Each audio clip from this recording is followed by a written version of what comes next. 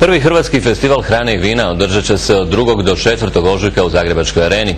U 3 festivalska dana ljubitelji vrhunske gastronomije dobit će priliku uživati u najboljim hrvatskim delicijama, probranim vinima i specijalitetima najboljih hrvatskih kuhara. Gurbani, pripremite se. U Hrvatskoj uskoro kreće festival kao stvoren za vas. Prvi hrvatski festival hrane i vina. Organizatori su u četvrtak program festivala predstavili u Zagrebu. Goste očekuju 3 zanimljiva delicijama ispunjena dana. Očekuju nas 2 show cooking pozornice gdje će preko 25 ponajboljih hrvatskih kuhara prisustvovati prezentaciji svojih umijeća u kuhanju, a jednako tako će studirati hranu i vino, a gosti u publici će moći interaktivno sudjelovati s njima, kušati tu hranu, pitati ih za recepte, za njihove trikove.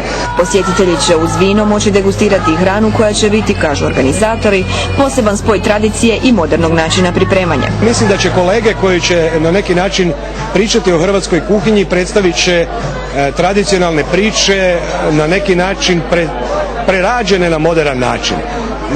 Dakle, koristit će neka naša gastronomska i kuharska nasljedstva, a opet preseljeno na nekakve moderne trendove.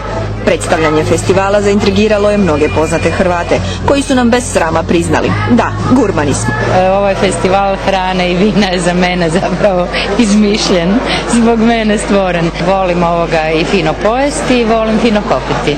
Nažalost, slaba sam na slatko. Dakle, mogu ovo bez kruha cijeli dan sve izdržati, ali kad vidim slatko, gotova sam.